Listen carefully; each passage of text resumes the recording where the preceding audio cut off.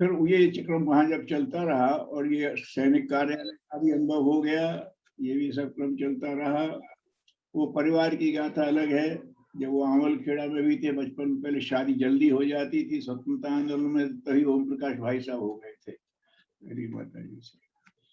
तो वो तो वहाँ का भी एक मजेदार प्रसंग है कि उसमें जब वो गए, उनको लेने गए, तो ये तो उसमें कहते स्वतंत्रता की बात कर रहे थे तो उन्होंने कहा क्या को आए, वो लेने आए हो? अरे वो तुम तो स्वतंत्रता आंदोलन चला रहे हो ना।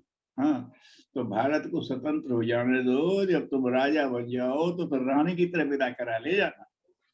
अभी तो जाओ तो डंडे खाना, जेल जाना, क्या करेगी ये वहां जाकर। तो ऐसा उन्होंने एक घरेलू मीठा व्यंग्य भी किया था, स्वयं सुनाते रहते कि जब ये करने की बात है। खैर वो क्रम चलता रहा और उनकी अपने दिमाग में तो योजना स्पष्ट थी, जैसे उनके गुरु ने वो किया था। तो ये सब अनुभव हो गया, लेखन का भी अनुभव हो गया, उसका भी हो गया। तो फिर उन्होंने अपना स्वतंत्र प्रकाशन की योजना बनाई और पहली अखंड ज्योत 1937 में आगरे से ही निकाली थी उन्होंने। और उसके अंक में जो उनका स्वरूप था वो हमारे पास देखा, पहाड़िया जी के पास वो पहला अंक था जिसमें उनका लिखा हुआ था। तो उसमें भगवान सुदर्शन चक्र लिए खड़े हैं, युग परिवर्तन का प्रतीक जो था वो। और नीचे एक लाइन रहती थी, संदेश नहीं में अमर भूमि का लाई, इस भूतल को ही स्वर्ग बनाने आई। यही स्वर्ग बनाना है, एक ऐसी उसमें घोषणा थी जो अपने उसकी करने की। फिर वो आगरे में वो चला नहीं, तो फिर वहां से वो मथुरा आए और पहले स्वामी घाट के पास छोटा सा कमरा था, ये रहते थे। उसके बाद फिर घिया मंडी आया, तो अब तो बहुत बड़ा बन गया। घिया मंडी में भी नीचे तलघर था और जहाँ कार्यालय वो नाम से आगे से एक वो कोठरी जिसमें वो अपना लिखते थे, अंदर का वो ये पक्के थे, रसोई पक्की थी और बाकी सब खपरेल था। उसके सामने खुली वो थी, उनके कमरे के सामने खुली छत होती थी। सामने एक ऐसा टीन का टपरा सा पड़ा हुआ था कि अगर रात में बारिश आ जाए तो उसमें खटिया खिसका लो, क्योंकि उसमें तो परिवार सोता था, गुरुदेव अपने या तो वैसे तो अंदर सोते थे और उस समय पंखा तो होते नहीं थे, तो खुले में रात में सोना पड़ता था। तो अगर हो जाता ऐसी बिल्कुल बस सहजता से उनका।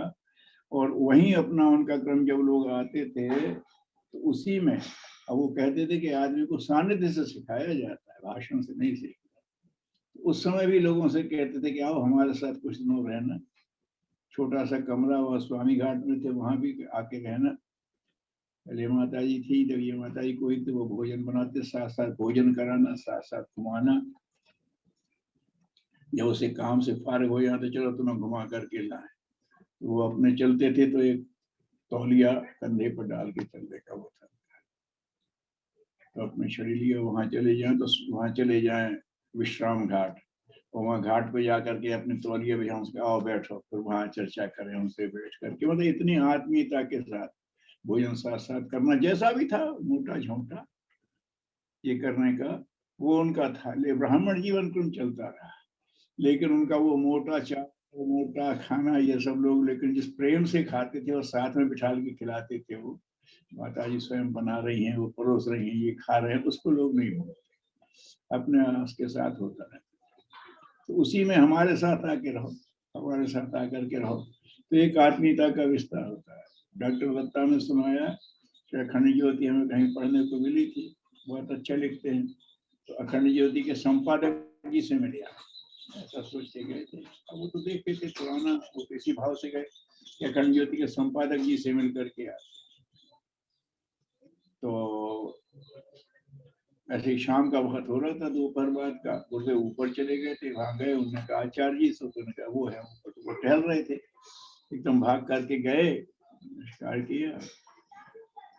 शायद माता जी ने नाम से लेकर के बता दिया, तो उन्होंने कही कुमार, उनके पत्र व्यवहार तो होता था, तो उन्होंने ओंकार आ गए, चलो उन्होंने कही तो नाम से बुला रहे हैं, बातचीत होती रही। बोले अब चलूं साहब? बोले नहीं, अब शाम हो रही, भोजन करके जाना। तो उन्होंने कहा नहीं साहब, कोई ऐसी दिक्कत नहीं है, मेरे यहाँ रिश्तेदार हैं, उनके यहाँ भोजन कर दूंगा। तो गुरुदेव कहते हैं बेटा रिश्तेदारों की है नहीं, भोजन घर में किया जाता है। पहली बार मिले, रिश्तेदारी उनकी पुरानी है, बेटा भोजन रिश्तेदारी में नहीं किया, घर पे किया जाता है। वो चौंक पड़े कि मेरा घर है ये, पहली बार मिल रहा है, ये घर बना रहे हैं। ये इस तरह का उनका अपना एक था, वो तो रिश्ता तो थे, वही बताया था। वो अपना स्वरूप खोलते तो नहीं थे, लेकिन तमाम ऐसी घटनाएं उनकी हैं। पहाड़िया जी उनके ही उम्र के थे, थोड़े ही छोटे थे उनसे, और तभी से जब पहली माता जी मरी उससे पहले से उनका परिचय था। पहला अखंड का उन्हीं के पास देखा। उनने बताया कि वो पहली वाली माता जी का शरीर छूटा और उसी समय पहाड़िया जी की पत्नी का भी शरीर छूटा। तो गुरुदेव ने पत्र लिखा था पहाड़िया जी हमारी पत्नी भी चली गई, तुम्हारी पत्नी चली गई, अब तुम तो शादी करना मत। उनके बच्चे हो गए थे, बड़े थे, सब अपने काम में लग गए थे, उनकी माँ थी वो, बस तुम तो माँ की सेवा में समय लगा, तुम शादी मत करना, और मैं तो करूंगा क्योंकि मेरी आगे की योजना कुछ और है, क्योंकि वंदनीय माता जी को आना था, वो सारी योजना थी, तो तुम तो इस तरह से करना। तो फिर वही बोले हमने किया, उन्होंने फिर शादी नहीं की, गुरुदेव से बड़े निकटता से जुड़े थे। वो ऐसे सुनाते थे। तो पहली बार मिलने गए तो शाम हो गई थी, झटपटा हो गया था, घिया मंडी में गुली कली में जाकर के होते ही, तो बिना कोई सूचना नहीं थी। टेलीफोन टेलीग्राम होते थे, उनमें फोन करते, टेलीफोन होते नहीं, टेलीग्राम ही होते थे। ये गए, इसने दरवाजा खटखटाया तो ऊपर से गुरुदेव लालटेन नीचे करके, कौन पहाड़िया जी आ गए?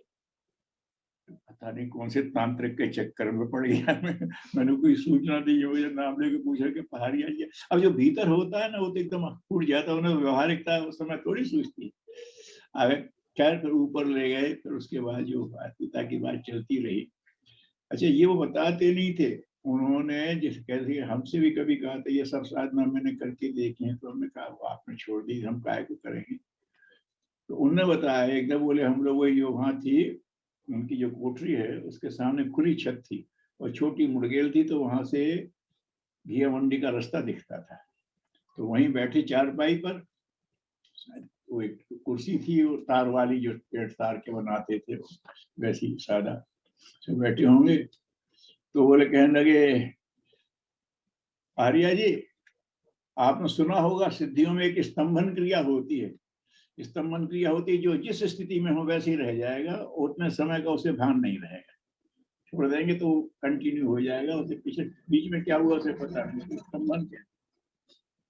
बोले सुना तो है, लेकिन बोले अच्छा वो दिखाते। तो एक लड़का हाथ में कुछ लिए, 12-14 साल का रहा होगा, फेंक के ऐसा मस्त अपना मुंह से कुछ लेने जा रहा होगा। बोले देखो ये मेरे सामने से निकलेगा और इसमें गर्दन के पीछे में निगाह डालूंगा, ये स्तंभित हो जाएगा, कह दिया। और जैसे ही वो सामने से निकला तो उसी हालत में बस ऐसे ही खड़ा हो गया। थोड़ी एक आध मिनट रहे, बोले देखो देख लिया, अब मैं छोड़ता हूँ। मैंने कहा तो वो जैसे कुछ नहीं हुआ, वो चल दिया। तो वो इस तरह की जो छोटी हैं, ये कहते थे कि बेटा ये अध्यात्म का रास्ता ये सिद्धियों से बहुत ऊपर का है, ये सब तो आगे पीछे दौड़ती हैं, लेकिन इसमें भटकना नहीं चाहिए। इस तरह की कई चीजें उनकी उसमें आती थी, जो करने की उसकी बात थी। प्रेत विद्या के बारे में बड़ा आश्चर्य हुआ।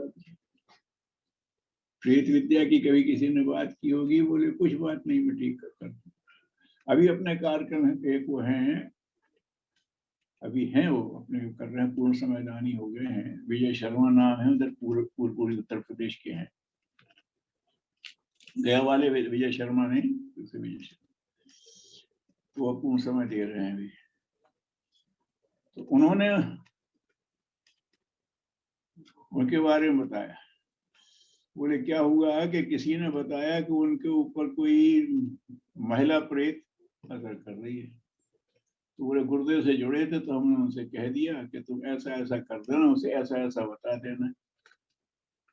तो उन्हें वैसे ही वैसा किया। वो आई तो उन्हें वैसे ही वैसे किया, तो मुस्कुराई, बोली ये तुम्हें कर रहे हो, ये तुम्हें किसने बताया? प्रत्यक्ष की तरह। तो बोले उन्हें विजय शर्मा ने बताया। विजय शर्मा ने बताया है, फिर तो मुझे मानना पड़ेगा, वो तो मेरा गुरु भाई है। प्रेत बोल रही, वो तो मेरा गुरु भाई है। उन्हें उसको परेशान करना छोड़ दिया और इससे मिलने लगी। बाद में उन्होंने बताया कि कोई महिला, मुस्लिम महिला थी वो, और उसकी किसी ने हत्या कर दी थी, तो प्रतिशोध के भाव से वो ब्रह्म राक्षस स्तर की हो गई थी। कहते हैं और जो वो होते हैं प्रेत, उनमें सबसे भयंकर स्थिति होते हैं ब्रह्म राक्षस, बड़े क्रूर होते हैं, किसी की मानते, प्रतिशोध की ज्वाला में। तो उसने बताया कि हम 11 प्रेतों को गुरुदेव ने फलाने कार्यक्रम में दीक्षा दी थी, 11 प्रेतों को दीक्षा दी। बोले तब से उन्होंने मेरा नाम शांति रख दिया है। वो शादीशुदा थी, वो हम उससे शांति भाभी कहने लगे। वो प्रत्यक्ष की तरह आगे खड़ी हो जाती, तो उन्होंने बताया,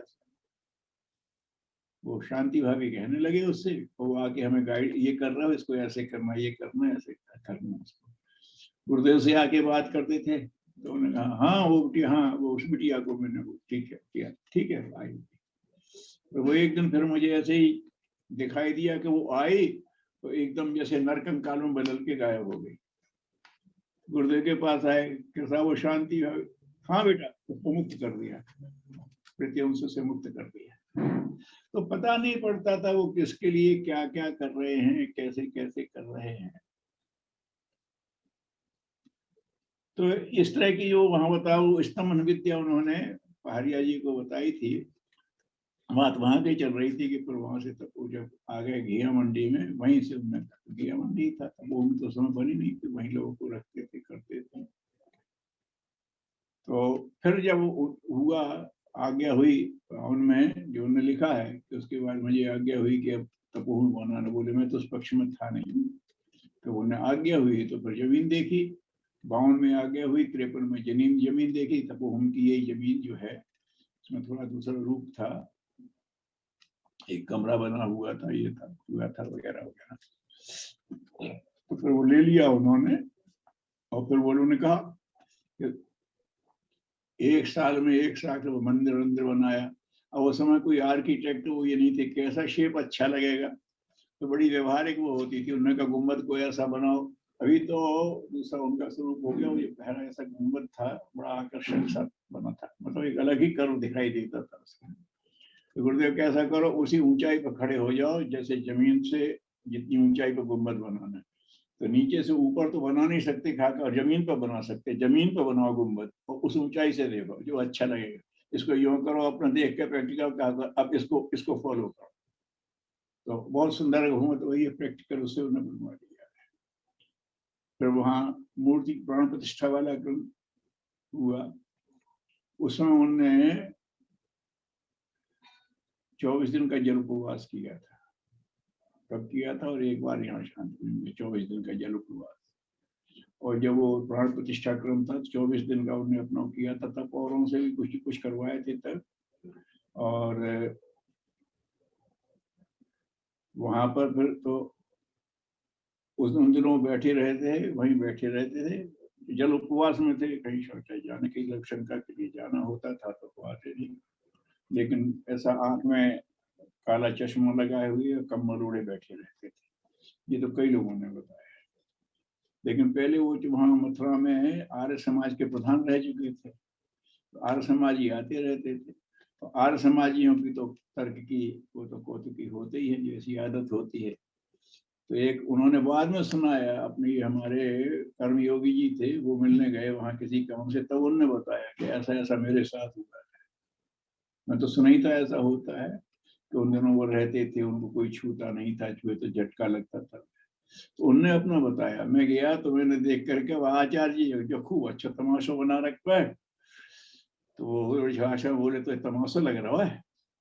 मैं देख फिर तमाशे ना कर, अच्छा ऐसा करे जो प्राण प्रतिष्ठा हो जाने दे, बाकी बात आइए। तो 24 दिन के जब प्राण प्रतिष्ठा हो गई, तो उनसे कहा था तो वो पहुंच गए। तो प्रणाम तो करने की वहां परंपरा है, वो ओढ़े बैठे, तभी उन्होंने कहा था ये क्या है, तो ठीक है। तो बोले ले अब कर ले प्रणाम। कम्बल हटाया, उन्होंने जैसे पैर छुए तो झटका लगा, पीछे हट गए। तो कहे मैं तमाशे नहीं करत, समझ गए? मतलब से मतलब वो एक स्थिति होती है, लोगों को लगता है ये क्या कर रहे हैं, लेकिन वो उसमें उस समय थी। तो फिर गायत्री तपोवन की उन्होंने स्थापना की।